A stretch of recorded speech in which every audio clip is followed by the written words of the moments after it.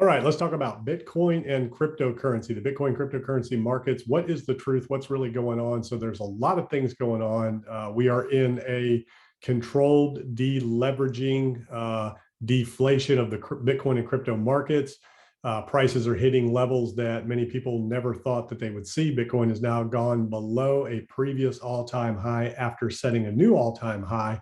But that's happened before. A lot of people in the space say that's never happened before. It couldn't happen. It's happened before twice. So we'll take a look at that in a minute. But first, let's take a look at what I mean about the truth about crypto. So the narrative in the space is that these events that are happening with 3AC and Luna and Celsius and all of those things that are going on are taking down Bitcoin, cryptocurrency, altcoins. That these are the things that are causing the sell-off in the market. Miners, that the miners, are crashing prices because of their leverage in terms of borrowing to operate, energy costs, all those types of things. So the miners are selling. That's what's bringing the market down. We have news all over the place about Bitcoin plunging below 20K. And, the lawsuits are now starting. Companies are failing. And as Warren Buffett likes to say, when the tide goes out, you see who was swimming without any shorts, and these types of things. Bear markets, deleveraging events, sell-offs in any market, whether it's traditional markets, whether it's real estate, whether it's a business, a company, whatever. When the cash stops flowing and the profits evaporate, that's when all of the poor operations and problems and scams are exposed, right? That's how Bernie Madoff got caught, was because of a bear market. Bernie Madoff would have never gotten caught. If you don't know who Bernie Madoff is, go look that up. He was the largest Ponzi scheme of all time. And, there are several of those types of things going on in crypto, a lot of illegal operations, Ponzi's, things like that. And they all get exposed in a down market because there's no new capital coming in to pay off existing investors. And when values go down, people get margin called, people have to liquidate and things like that. And one of the biggest ones that everybody's watching, obviously, is Michael Saylor. And we talked about that the other day. And, the thing with that is, Michael Saylor came out and said that, he doesn't have to worry about a margin call, that he's got plenty of Bitcoin to pledge. But the thing is that he didn't talk about is, with the value of Bitcoin where it's at now, he's going to have to pledge twice as much to cover the devaluation of the collateral that he's already pledged. So it's a little bit more significant than he's letting on to be. And right now the price is holding up above what he's saying his margin call level is, or actually it might be at the level now where the margin call comes in below 19,000, I think it was. So that's the first step, having to pledge the bulk of your Bitcoin. And then as the price drops, they will liquidate that collateral to maintain that loan to collateral level, whatever that is. So that's, when those things start to get liquidated. And then, of course, there's the company loans, which that's a whole different ballgame. He says that those are non-recourse, non-guaranteed lines of credit to the business that have, maturity dates out in the future. So as long as the company can continue to service those, that's not a big deal. The biggest risk of the Bitcoin was what he pledged for the loan, and he's going to have to back up with additional double the collateral because the value's dropped. Which is what's happening to these other DeFi platforms, right? It's basically the same thing. He's done what some of these other people did.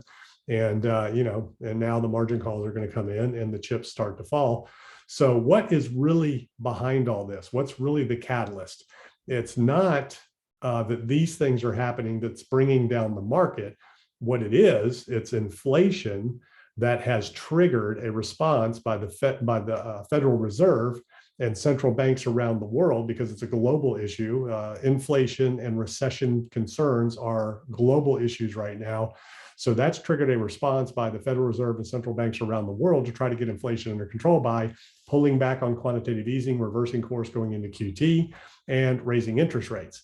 That whole problem was created by central banks, the Treasury, and the Federal Reserve going all the way back to 2008 and 9, when the great financial crisis happened, with the intervention of the Fed and Treasury coming in, propping up companies, pumping liquidity in the markets, creating QE, which is when Bitcoin was born, right? In a response to that, because the government was bailing out banks, bailing out companies, and pumping all of this liquidity in the market. So that's why Satoshi created Bitcoin, was in response to that, so people could be their own banks and not have to be at risk to the devaluation of the currency that was beginning back then.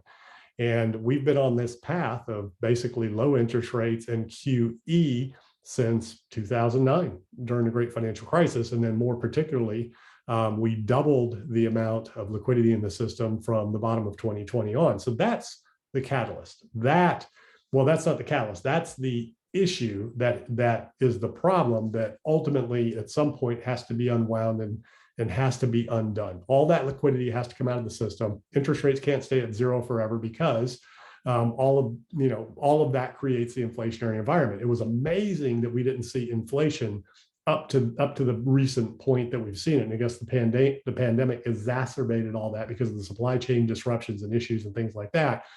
So the deleveraging, repricing, and now deflation of assets, because we are in and have been in, the Fed, the Treasury, and central banks around the world, governments around the world, have created the largest asset bubble in the history of the world over the last 10 to 15 years. That's what's happened. We've created the largest bubble in all assets all around the world. And when I say assets, I'm talking all classes, the markets, the traditional markets, bonds, equities, cryptos, real estate, companies, venture capital, equity capital, private equity. All of these markets, classes, and assets have been in a mega bubble. And it has to correct, right? Because markets move in cycles, right? Peaks and valleys. You have really good times, you have really bad times, and you have really good times, you have really bad times. So you have to reset. And we go through these cycles, and it takes time. So these things don't fix overnight. They don't happen overnight. We're just at the beginning. The liquidations are just beginning. The deflation of asset prices are just beginning. And there's nothing that the Fed, the Treasury, the central banks can do right now to step in and prop things up. I mean, they can prop some companies up and things like that if they choose to or have to, or if there's a major bank failure or something like that. But the banks aren't at risk. The crypto market especially does not pose any systemic risk to the economy as a whole. And there was an article on that somewhere, maybe it was on CNBC, that was talking about risk and exposure of the traditional markets and economy due to crypto. And it's what was a $2 trillion market cap. That's just a valuation on paper. There was no systemic exposure to traditional markets just within the space itself. So nobody's coming in to rescue crypto. That's not going to happen. Traditional markets, depending on how bad that gets, we'll see, if and what the Fed and Treasury can do, about that. So, that's what's going on. So it's these things that are now triggering liquidations, bankruptcies, failures of all these other protocols and DeFi schemes and things like that are out there. As the prices come down, they're unsustainable. And I never really understood the DeFi space, where you deposit your crypto for these double-digit returns that they give you by either taking their money and recirculating and rehypothecating it throughout the system, or printing inflationary tokens and just giving them to you to unlock at some point, like a hex or something, that at some point those have to be unlocked and sold, that just throws more and more of those tokens on the market. So anyways, those, that's what's really going on. So where are we at now? What do we look for? Bitcoin now is, as I'm doing this, 18,200. It's wicked down to the $18,073 level. So it's flirting with the next level down. So where is it going to land? Ethereum's down to $930 now, and getting closer to that $600-700 target that I've been talking about the last couple of weeks. Bitcoin's getting closer to that, $14,000-15,000 target that we were talking about. But let's look at the last time we had this little area here where Bitcoin dropped, consolidated, popped up, and dropped. Okay, Bitcoin drops, consolidates, pops up, drops. Okay, so this last one was about a 25% drop over here a few days ago. So where are we at right now from a percentage point drop? Right now from, hang on, let me do this again. We want to go from right here. Yeah, right here. So right here from this area down 25%, we're only at about 13% right now from that. Wait a minute, let me see what's going on here. I'm looking at this wrong. Here we go. I've got to measure it from here. That's right, consolidate pot drop. Okay. So right now this has dropped basically, and I am no technical analyst, but I like to use charts for trends and things like that. 25% puts you down around, that $17,000 range plus or minus. So, that's kind of what we're looking at right now. If this drops 25%, like this area over here after the consolidation, that could be the next base to consolidate somewhere around 17,000. What we haven't seen is we haven't seen real panic in the market yet and real capitulation yet. This is still an orderly unwinding of the markets that's going on. There's a lot of talk about what's been happening with Bitcoin dominance here. And, Bitcoin dominance has been down the last few days. ETH dominance has been down for the last few days. And a lot of talk about the Bitcoin, altcoin pairings and dominance and things like that. Doesn't really matter. It's insignificant. It means nothing. It's all about the dollar, right? That's what everybody's trying to do is earn currency. So, those things really don't matter at this point. The market's deleveraging. Bitcoin's dropping a little bit quicker than altcoins. You had a little bit of a bounce in some of the altcoins. These are just liquidity grabs. And some of them can be, kind of set up, sucking people in and then dump on them. So, altcoins are easier to manipulate, takes less money. So they're going to bounce a lot of times a little bit harder than, Bitcoin and Ethereum will because of their market caps. But Bitcoin's now, down to a market cap of, whatever it is right now, 300 billion plus or minus, where, it's much easier to manipulate. So, interesting times now. We'll take a look at the daily here. And again, we're in this area here that, this market structure here, that if Bitcoin breaks through, then, that's at $16,000 level, then you're going down to check other levels. But it looks like it's definitely wanting to head straight there and kind of get to those levels. And again, this now is going to trigger some, potentially trigger some more intense liquidations. So the other thing that we've been kind of keeping an eye on is the Bitcoin hash ribbon indicator. And as the prices drop lower, the miners are in even more trouble. They have to turn more rigs off and sell more crypto. Their loans, have some covenants in them. They have to maintain a certain amount of balance or pledge more assets. So they'll probably just liquidate and pay loans off or do whatever they have to do to operate and continue operations. And there's some major companies out there. So this isn't like, Bitcoin's going to go away and, it's going to go to zero and all that kind of stuff. We've seen it before. And let's go take a look and, we'll go ahead and get on the weekly here. And, a lot of talk about the 200 weekly moving average. The Bitcoin just kind of blasted through now and is well below any levels that we've seen in the past. And, this is the other thing in terms of, Bitcoin, all of these rules of the past, like I talked about, we'll look at in a minute, the previous all-time high kind of thing. That we talked about, but these rules that whenever it breaks the 100, it always goes down to the 200, and then these areas that it never really broke below the 200, and where it would ultimately stop and consolidate. All of those rules, all of those historical trends of Bitcoin, like the 85% drawdowns, never going below 200, week moving average for a long time, all that kind of stuff was all a highly manipulated market by the Fed and central banks around the world, right? This is where all that liquidity was. So this is a very different market, very different environment. The Fed is not there to rescue it, prop it up. And there's a lot of denial out there thinking the Fed's going to stop, they're going to pivot, they're going to do whatever. They haven't even started yet. I mean, what they've done is is the tip of the iceberg. Inflation is real. It's a problem around the world. It's global. They can't stop. They have to continue on. They're not going to stop anytime soon because this is a real problem and it's not going to be contained anytime soon, especially going into the summer when you'll typically see the most inflation, that you're going to see. So the Fed's just beginning. We have not yet begun to see the Fed fight, right? So let's talk about where Bitcoin has gone below a previous all-time high after setting a new one. Well, right here. Bitcoin set an all-time high. Now, I know that people are going to say, oh, that's the 4-year cycle or whatever, but hey, Bitcoin set an all-time high at 64, set a new all-time high, broke below it. That wasn't a 4-year cycle, but it was an all-time high followed by a new all-time high or double top. That may or may not count. People aren't going to want to count that. But if you go back, the same thing happened back here in 2013. There was an all-time high here, new all-time high, price broke back down below it right in this area. So rules and memes, whatever. it is what it is. It doesn't really mean anything. We're in a different environment now altogether. But, these 85% drawdowns that we've talked about, the Bitcoin's seen in the past. And, if it does from wick high, major market top, 85% drawdown, I mean, that's $10,000.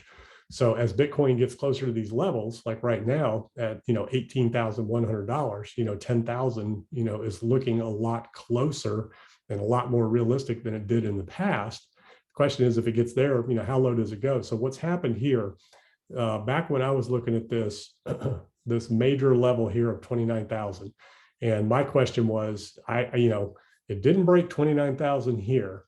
This was a different environment. This was a Fed put environment where liquidity was coming in, interest rates were zero, anybody can borrow money, a lot of stuff going on. Zero here. I told everybody, get out up here in November, because the Fed said, stop. This is where the Fed said, to his own board, you're not buying stocks. To Congress, you're not buying stocks, you're out. This is where the Fed said, game over, party's over, turned on the lights and said, everybody go home. So, this has been a fairly steady, orderly unwinding and, deleveraging and repricing. There's the Dow, the NASDAQ, all since that happened. And we're nowhere near done on these markets either. We're getting close to the pre-pandemic levels, but at least until we get there, we're nowhere near done. And it could get much lower. It could get closer to the bottom levels of where we were in 2018, because these were all-time high, exorbitant levels. Where the Fed stopped the first time and then pivoted right here because the credit markets cracked. Again, they can't do that right now. So where does this land? Does it land at pandemic? Does it land back in 2018? Does it land at the lower levels of these areas where the deleveraging was, trying to take place the first time? So we don't know. Nobody knows. We don't know exactly what the economy is going to do or when. We just know that it's going to take time, that the Fed can't turn around. They're not going to. There's still a lot of denial in the space right now, especially in crypto. A lot of people in denial in crypto, thinking that this is going to turn around and bounce 30% and go to new all-time highs, and we're going to see an altcoin rally and all that kind of stuff. And while it is possible, because anything's possible, we saw what happened over here, but a very, very different environment. All of these rules, all of these things in the past were all existed in a very different environment. But, anything's possible. The question is what's probable and what's most likely to happen.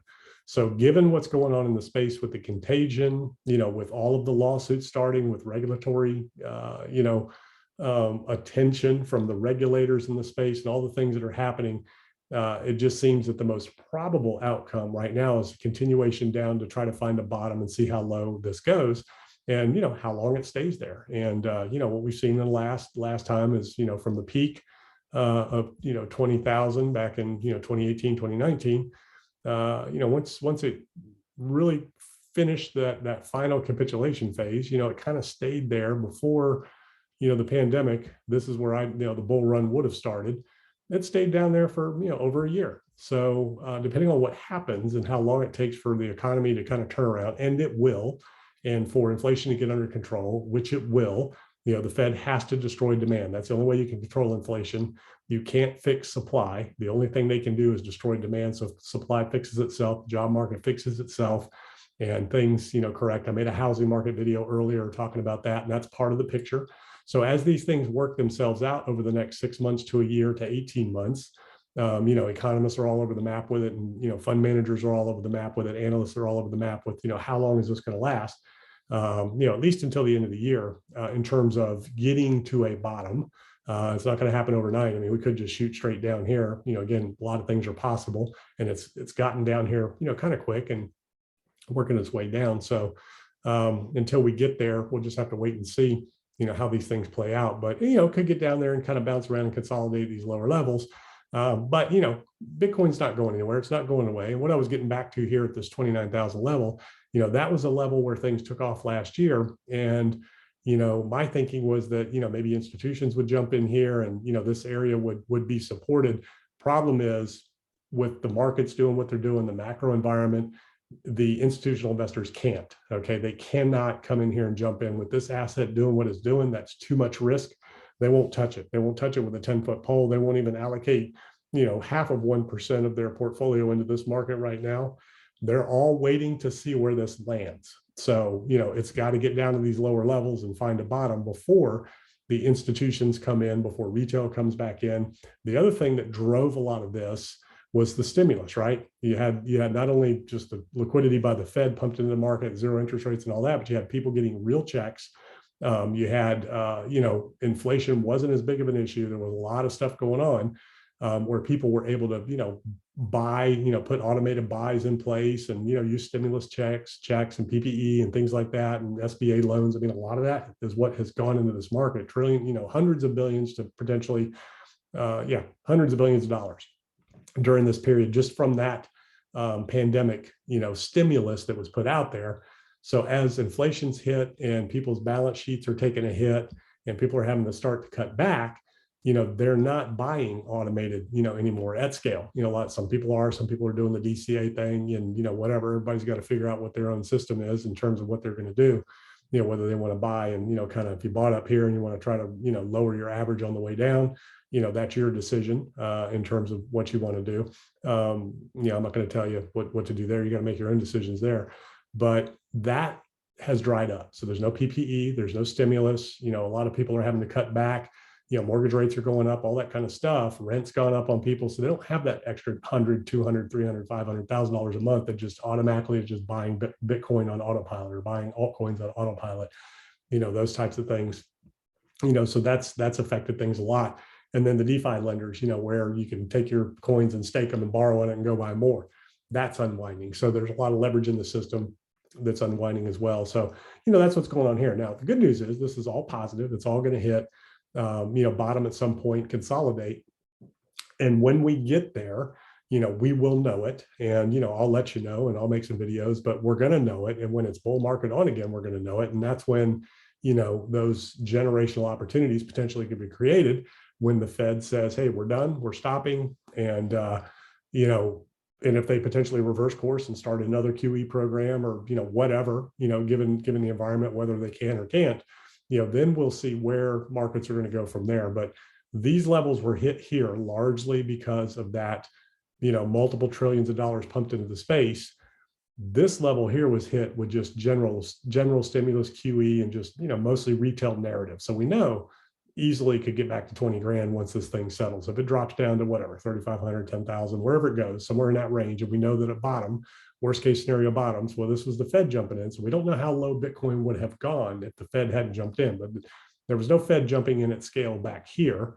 And, 2018, so that bottom was, 3,000. So what you have to say is, again, everything's possible. And you want to hear all sides and all opinions, the ones that are saying, hey, we're just going to go back to do all-time highs, hey, if they've got data to back that up, you want to hear that. And then the ones that are saying these, lows, you want to look at that too and kind of weigh the options because, anything is possible, but what's most likely and most probable? Well, we know what happened here, that $3,000 number was a number that was well supported. And I think that's where you would see, more institutional, capital coming into space, more retail coming into space at, those levels there, because we know you're definitely going to get back to 6. You're definitely going to get back to 10, most likely going to get back to 20. Will it go beyond there without a Fed intervention, stimulus, things like that? We don't know. We don't know if it can get back to these levels without all of the stimulus, all of the, leverage and all that stuff that was pumping the space and things like that. But we do know, that these 20,000 levels, those were hit without this amount of stimulus being pumped into space. There was still QE going on here, but it wasn't like this. This was $2 trillion just thrown into the space, people getting checks, PPE, individual checks, all that kind of stuff. Over here, we've got, record high inflation, or at least, what we haven't seen in 40 years. We've got rents at the highest levels we've ever seen, food, restaurants. I mean, shoot, I ate lunch with a friend yesterday. It was $21 for, a barbecue restaurant just for me. It's ridiculous. Just prices are going up everywhere. But yeah, I had smoked salmon with coleslaw and a drink, just an average casual barbecue place. It was $21. I mean, I can afford whatever lunch I want, but I'm not doing that. That doesn't make any sense. That should be $15, so that's kind of where we're at. So, people have to start making decisions in terms of, what kind of capital they have, where they're going to spend it. And they're certainly not going to throw it into Bitcoin when they have to pay rent, when they have to feed their families and things like that, because they don't have it left now in this environment when they did over here. So, once we get to that point and we get to the bottom, we get out of this, we're in this denial phase a little bit right now. We haven't seen real panic selling yet. I think if we crack, well, we're getting close, if we crack below, 18,000 and we start getting, I think once we lose 18,000, you might see more of some accelerated selling here today. Ethereum's down to 900. Let's take a look at Ethereum and see what's going on there. Ethereum has broken major market structural support. So next stop for Ethereum is, $700. So, Ethereum's on its way. It's going to get down to this, that's its next stop is about $700. So we're $200 away from that on Ethereum, headed to 700. And, Bitcoin's on its way to 17.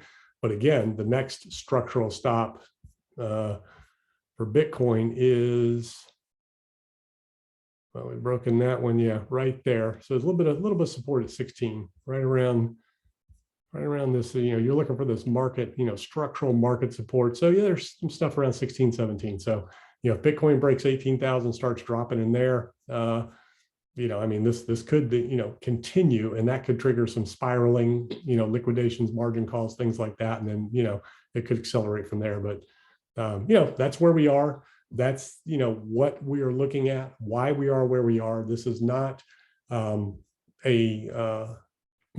that was driven by all these other things that are happening. All of these other things that are happening are a result of what's going on from a macro environment, from the Fed getting out of the game, from, what the central banks and Treasury did to begin with, which is why, Satoshi came out and created Bitcoin in the first place. I'm not a Bitcoin maximalist, but I do know why it was created, what it was intended to do.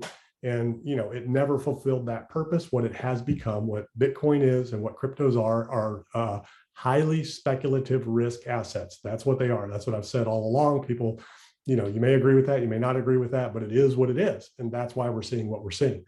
And that's fine, because there is a need for that. And a lot of people made a lot of money. And unfortunately, a lot of people have lost a lot of money too. So the cycle is just the cycle. We've seen it before. And it will ultimately bottom out, consolidate, and go on for another run. The question is going to be, how far does it go next time? So we will have to just wait and see. These are the things that I'm looking at, and I will see you on the next video.